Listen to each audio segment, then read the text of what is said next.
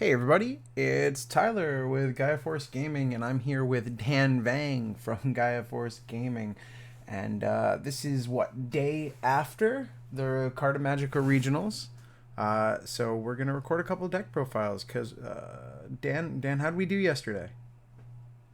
We did okay. We got sixth place yesterday in the Arta EX07 regional. That's right, so it's EX07.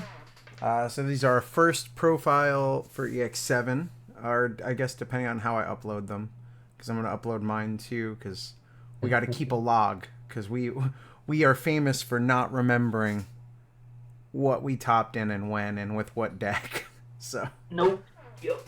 Ugh. so we got to have the archive, so to speak. But I have Dan here. He came sixth at Carta Magicals Regional last night, and he's going to share the deck he did it with and talk about his experience. So, Dan, take it away. Sure. Hi everyone. Just finally playing Imperialdramon and doing well with it again. Was playing Numamon. Me and were on the Numamon train for a while, but and I said, you know what, you got to go back to Old Reliable. So here we are again. We'll go over the deck list, we'll go over matchups, and then we can have questions and anything else. Okay. Superior Pokemon, Dragon Mode Champion Stamp. I'll win it one day, but for now, I got one of these. So let's go through the deck profile. So we do have five eggs here. They're all Demi Vemon, surprise. I have three BT12 and two BT16. I won't lie, I probably just want to make it a 4-1 split, making this another BT12. But yesterday ran fine. There was a lot of times yesterday, and my opponents can attest, where I had a nice Imperialdramon stack, but I wasn't drawing cards. I was just like, okay, I'm not getting an advantage, and I kind of felt like I hurt at some point. Do you feel like five eggs is necessary, or would four? Should I say? Do you recommend not running just four? I, it can always go personal preference, but for me, I like the five. I really do like the five. I don't think we'll ever get to how long it is, but there's times where, and a lot of players who run Imperial Dramon religiously can attest that if the game goes long enough, it doesn't have to go too long either. You can probably search your whole deck. You may start running out of eggs if you're pushing out too fast and trying to cycle and trying to Mm-hmm. get into more partition DNA shenanigans. I know Umblum. You played Umblum yesterday, Josh, at some point in one of the rounds, and he's great. I've seen him like go through his eggs and just deck out his deck too. So Yeah, sometimes I feel comfortable with the five eggs. and his version of the deck is very aggressive. I really like the way he built the deck. Yes, yes, his is definitely much different than how mine is based. He has a little more space than I do because I you'll see the text after Yeah. this, but yeah, he goes through it fast. All right. But bring out the rookie counts here. We got we got the four ramen noodle slurping Vmons. We got the three promo Vmons. We got the four soda Wormmons. We got one movie Wormmon, the promo, and one BT16 Wormmon. I really enjoy these rookie counts. I'm not gonna lie, I was not a believer in the movie Wormmon, the one that, but we do really need that end of turn DNA, and it's just an extra one that'll stick. So I kept it. These are obviously the givens that everyone's gonna get. The eight searchers, we know those, and then everyone mixes kind of this. I do like the synergy of having just a little different rookie varieties here. These three, I think, are very needed, especially when the reducing cost one helps you. Every memory counts again in this format. The Wormmon is BT16 Wormmon does help a lot. There were times where I was able to just hard play it and just evolve. It's like a Stingmon for one to choke my opponent at one, and then I didn't have anything to kind of gain memory and keep going, so that helped out a lot too. So I do like this Wormmon, especially when you can't find your level fours, or they're already in trash. So it kind of gives you that extra resource. And the when attacking, suspending an opponent, it did come up once or twice yesterday. So the inherent was pretty nice. Nice. And the movie Wormmon, though, it isn't quite the search you want. When I was testing with the deck, I think at least 2 or 3 times in the course of like 2 local tournaments. I got the Primogenitor card off of it, which is like huge. That's also fair, yeah, because it does switch to two colors, so there is that too. That it never revealed that for me, unfortunately. That would have been nice. Yeah. We have our level 4s. We've got the 4 BT12 XV. We got the 1 XV from EX1. We have the 4 Stingmons from BT12. We have the 2 starter Stingmons, and we got the Lydramon to round out the level 4 lineup. I think there's no debate. You want the BT12 XV Mons. I've seen people run 3 and 3 of each to have more room for other things. But I'm very comfortable with this. I just need jamming. This is better than this one now because we can't just have free swing since all these aces exist now. But we still need at least a level 4 free type that has jamming. You got the Stingmons here. These are, in my opinion, these are the 8 like bread and butter that you need for the decks. And then these are just the extras. Lydramon definitely helps to get out floodgates. Pillamon, Gatsumon, Pomumon, even just like Madoki Betamons, any memory floodgates or you can't play stuff. This helps a lot. Plenty of players I played against yesterday either dropped like Madoki or dropped like Agazi, and I'm like, this is gonna get annoying real fast. You get your end of turn stuff right, but you're not gaining back to keep turn unless you have a bunch of Davis Kens. So this definitely helped out a lot. I definitely appreciate having this one in here. If anyone has a champion stamped Lydramon, let me know. Let me know. They're scarce and far and few between. Level 5s, these are a little less. These are just the Imperialdramons, 2 starter deck ones, and the BT16 one. My typical ratio is having a 3rd Imperialdramon, whether it's the starter deck or the BT12 to help strip sources. But I went with just these level 5s for this matchup. I needed space to tech and some other things that you'll see, so I just went with these. I did miss having a level 5 at times. There were some games where I wish I had just one more level 5 to keep going. I think during the games with who did I play? I remember one of the games I was playing against. I bottom decked at least 1 or 2, and I used 2, so I was like, great. So I know these are gone. And I was like, I had 1 in hand, but I was like, maybe if I had a different one, or I could have had an extra one that I could have found it and essentially accelerated faster.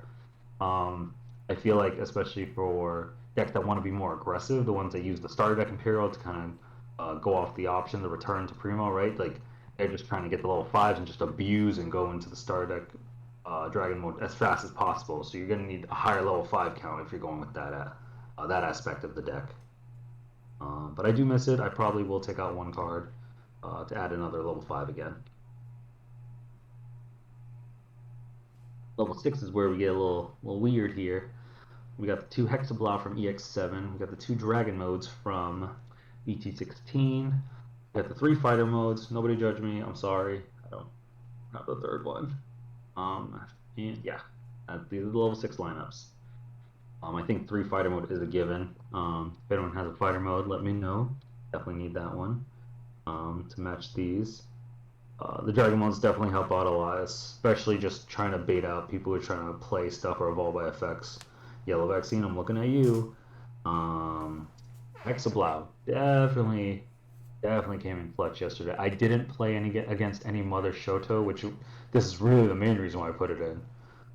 Didn't play against any of that, but it did help in matchups where people did not expect their sources to be stripped, and a lot of people forget that it does have it is 2 checks, so you can actually do a lot more and put in a lot more work. The opponent's turn, right? Correct me if I'm wrong. This one has the same opponent's turn, kind of like Vikemon, right? I don't know if the word. What is his opponent's turn? It's opponent's turn. None of your opponent's Digimon with as many or fewer Digivolution sources as this. Oh no, actually, this is better than Vikemon because Vikemon is the 1 or less sources. Yeah, it's just 1 or less can't suspend. Yeah, or can't declare an attack. This one is if you have as many or fewer. So if you have a bunch of sources under this, right? then they can't swing with anything unless they get more sources. So that's actually really good. But yeah, I do like this. I think it's going to stay at 2 for now, unless I want to make space for other stuff. But it did come in clutch where people did not expect it, and you know it's already rough enough if they can't get rid of it for whatever reason, especially because it has ice clad, right? If they get rid of it by an effect, you have partition. So now you're gonna have all these things coming out. But definitely enjoy this level 6 lineup. And then level 7, so just one. It's the Paladin. Definitely comes up clutch. I think one is fine. I don't think you need another one. If it was able to, if it's on player when Digimon was able to actually get rid of a body or do something else other than like take the trash back to deck, I would probably put it at 2. But the fact that it doesn't, it's not that great. It's busted, but it's situational at the same time, right? One of the matches I had against the Imperial Mirror, I knew he wanted to swing bait. I had only level 6s. I had fighter modes on board, so I couldn't. So he knew I couldn't fighter mode Ace again. He swung with his Imperialdramon, so he could at least crash and trigger his return to Primo, so he could evolve and bottom deck stuff and continue his turn. So I was like, okay. But I think he didn't account that I could have went to Paladin. So I went to Paladin, stripped all his sources. Obviously his attack continued, but if he used return to Primo to evolve into a fighter mode Ace, he only has 1 source, and each of my guys had at least 2 or 3 sources, so it wouldn't have done anything. We were just like, ooh, forgot about that. Yeah. Definitely useful against playing against Matt, who was playing Beelstar yesterday. During that game 1, I was nervous and I wasn't used to the matchup yet, right? Because it was very new to me. So if he was saying he was right, though. I should have just digivolved into it, give him like 5 or whatnot. But at least it would have took all his trash bottom decked, and then Beelstar would have been like, oh, what do I do now? So definitely situational, but still very good at 1. We got Tamers. I think most people run the same Tamer count. It's just 4 Davis Ken and 2 Memory Setter Davis. Can't go wrong. This is stupidly good on all fronts. The Sword Strip, gain memory, keep turn, replay stuff, absurdly good. Yeah, nothing else needs to be said about these Tamers, I think. I think these are the givens. And the options, not much left here. We got the 1 limited Hammer Spark. We got the 3 returns Primogenitor, and then we got the 1 Gigadeath. I may take Gigadeath out if I want another level 5, honestly. But I think these should stay at this point. I guess Hammer Spark can be flexible too if you want to change it up and run HPD, right? If you're running more of the starter deck Dragon mode kind of style, you can always do that too. But I think this is the main option count. This is the flex spot. Did Gigadeath come up for you at all yesterday? It did. Oh, it actually did. There was one time where I was like, "Oh, Mirage is gonna kill me. I'm a goner." And then Gigadeath came out. I was like, "Oh, thank God! I have 1 extra security." Nice. And then I think I hard played Gigadeath one time yesterday too because I had an ace. So I was like, "Oh, at least I can get rid of like 2 or 3 things and only give them like 3 or 4 instead of giving them like 8." So it did come, not often though. It did come up, but not often. So we can talk about matchups. Yeah. How were your matchups? Yesterday I got a little luckier than I usually do because 2 of my 9 rounds I didn't play anybody. So round 2, my person was like, you know what? I'm gonna go do my Union Arena release, so I'm gone. I was like, yep. Shout out to Union Arena, right? And my round 8 opponent, which was your round 9 opponent, had something come up, so they couldn't play, unfortunately. Yeah, it was a weird day for no shows because I also started the day with a no show and then ended the day with the same opponent that you had that couldn't show up. Yeah. So yeah, very very very different than the usual. Yeah, so I played. I'll just go through the rounds. I played Ancient Garurumon Gabumon. Real scary. I was luckily I was glad that he bonded a little early. And he didn't have BT6 Gabumon under, so awkward where I used to have one security left where he couldn't chip enough for game, and then since he bonded early enough, I was like, oh, I could just swarm right here and just lock it with the Imperialdramon. Round two, no show, or not no show, I should rephrase. Round two went to Union Arena pre-release. Round three, Beelstar played against Matt, great player. That was on stream, so whenever Carter releases the VOD, you can watch me misplay in game one, real bad. Well, not real bad, but I misplayed a little bit by not dropping this. And then you can watch the cool game three. I won't spoil it, but game three was pretty cool. Round four was Levia. Shoutouts to Connor. He definitely cooked me. Digimon is really good. Biting Crush to Levia X and 7th Lightning. Also really, really good. So that's up there. One of the games, my Davis Ken came out of security. So Levia was like, I guess I'm going to become Levia X now. And I was like, yep, that's right. Or was it Cervex becoming Levia X? One of the two. Levia X came out because my Davis Ken came out. So that was awful. That was the loss. Played Mirage Hex round 5. That was where the Gigadeath did save me, one of the games. And that was where he was playing Hexablamon too. So he played it expecting, like, okay, I'm going to source strip you, good luck. And then I was like, oh wait, I have one too. And he was like, oh crap. And then that was the counter where he couldn't swing anything. And then I had 2 checks and he was like, oh, yep, that's it. Round 6, I played Red Base Ancient Garurumon. It was a good back and forth. Game 2 was the one where I got super lucky because I was hitting a security. They're just getting analog youth or red rookies. Or he had his last security was a Koji, but by then I was already going to win. So you couldn't find a Koji for game 2. Round 7 was the Imperial Mirror, like I said earlier. A lot of it is trying to judge like who has what sources, can you suspend. Don't forget Paladin mode just when it comes out. You can just strip all their sources, right? In the mirror, how many number of sources matter. So Paladin and the Hexablow actually come up a little bit more often than you think because once they lose their sources, fighter mode's kind of a dud. You need sources to kind of do that. Round 8, the person couldn't play, unfortunately. And then round 9 was my tie. Shout out to Jorge. The yellow vaccine was pretty rough. Round 1, you just had, at some point, it was Pata TK, Pillowmon, double Magnex. I was like, yeah, I'm not winning that one. Game 2 a little easier for me because I was able to put chip in damage before he could do anything, and I just kept trying to go wider and wider. And I was like, okay, my rookies will swing. That's fine. But I won't swing with the Imperialdramon. And game 3, we tied. It was a good back and forth, just couldn't close it out. I do think if you're a yellow vaccine player, especially with Magna X, if they have the level 5 out, you're not going to swing. Because if you swing fighter mode ace, it's going to come out, right? So you know better not to just no. Like if you're not immune yet, you haven't checked the security, hang out, wait out, and just hopefully you got the Nyaro or Ada or TK or something to kind of trigger your when digivolving effect for Magna X. But yeah, so we ended it the day with X11. Yeah, 7-1-1. You ended 6th place. Great record. Loving Imperial again. A lot of let me tell you, my tournament was just Imperial. I played nothing except for Imperial with the exception of 2 decks.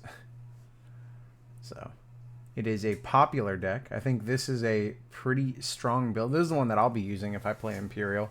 But with the caveat that I am not a Gigadeath believer, so I would be on 3 level 5s. Like I said, this could be level 5 or something. That's fine. Yeah, that would just definitely be another pale for me. But yeah, also I might have to bug Umlum for his deck profile because he was just dropping starter dragon modes over and over and just there was a. If you clip my Twitch, he wanted you to see it specifically. There was a game where I put him to 5, and he had to win that turn, and he took me from 5 security to game. Oh my goodness! Yeah, he just went outrageous on that one. But crap. Yeah, I'm gonna watch your stream later today when I have some time just to review because I need to review to learn the Mother Shoto matchup. Honestly, I don't have enough practice against it. Obviously. We know it in principle, but I don't have enough practice again. And watching it, you play it helps a lot too. Yeah, I mean the thing that I did when you were talking about Paladin mode ace, a thing that a lot of Imperial players seem to forget is stripping the sources, and it doesn't answer a body, but sometimes they're taking that free damage with like a Pyeel, and they don't realize if they lose jamming, they might just die to security. Correct. And that People was don't a thing. realize. That was a thing where like there was at least 2 games throughout the day that I went to the Paladin mode Ace 2. Like I was like, oh, my security's pretty big on average. It'll probably take them out. Mhm. And then it just kind of like makes their course for the turn kind of fall apart. Yep. Just source stripping is still strong. It's just obviously still situational, right? Not the most busted card because it doesn't answer the body, but you have to understand when to actually use it better. But great run. Thanks for the deck profile. Yeah. Another one for the archive. And again, depending on when I upload them, guys, tune into mine to see the Shoto Mother deck. Yes.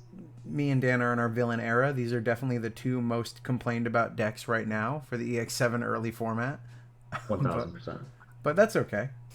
I mean, I think that's part of early formats. People tend to gravitate to either the new hotness, which is what I'm kind of doing, or the old reliable with new support, which is what Dan's doing. And there's nothing wrong with that. You just gotta, adapt to the meta, and we'll see how things shake out. I'm excited to see the full top 16 lists. It looked pretty diverse from what we were able to parse together. I could count at least 7 or 8 different decks, I believe, which is still amazing in itself, right? Yeah. The pie chart's not gonna look all gross where people are like, oh, look at this Numamon pie chart, right? Yeah, usually the first event of like a new meta is like almost exclusively one thing that everyone leans on. But Yeah, I'm excited to glad see that. I'm super excited that you got another Omni. Is this what, your second or third? Second, yes. Second. Yes. So we're tied. We're tied for Omnis now. Yeah. Also, shout outs if it's okay. Oh no, we'll let you finish. Do shout outs. Well, we could wrap it up here. Yeah. Shout outs to Tessero for winning his first regional with the 7 Demon Lords with Shoto. So someone will probably complain about that too. Absolutely. Tessero's the GOAT. Big Yeah. friend of us and the channel. Yes, well deserved for him. Hopefully he does. I know he posts like his profile on Twitter, but hopefully he does a deck profile too, or just uploads like his Twitch bot or something so he can show it off. Yeah. I mean, he's a grinder, dude. He's playing Yeah. like 4 nights a week at least. Yeah, he is. That's one well deserved for him, and he puts in the work. Honestly, I'm not gonna lie. Every format, because I don't play purple as much, so every format I just watch Tessero's videos. I'm like, okay, this is how you play purple. This is how I fight against purple. Okay, I can do this. I wish I was more informed, because one of my losses was because I did not know the Demon Lord matchup, because I don't have a lot of experience with the deck I played. I only got less than 10 games in before the regional. And then the other is just during the Numamon format, I never played against Demon Lords. So I just never quite learned all the intricacies of what the deck is trying to do or what it does do. If I ever played Demon Lords, I would either win before it mattered or just didn't see them, dodge them in tournaments. I mean, hey, he dodged all Imperials in his run, so that's pretty sick. Yeah. But big got 'em grats all. to Tessero. Big grats to a lot of people. Like, again, we're seeing some pretty familiar names. Anyone who topped, anyone who didn't top. If you're in like near the top 24, I want to say, there's a good chance you got an invite passed down, because there's a lot of invites in the top 16. Yes, I would say at least 4 invites have. 4 people in top 16 have invites already. So Definitely 2 with us at the very least. Yeah. So it's a lot. Anyway, we'll wrap it up here. Thank you guys for watching. Like, comment, subscribe. If you voted for this, leave a comment. If you love Digimon, leave a comment. And we'll see you guys in the next one. Thanks for watching.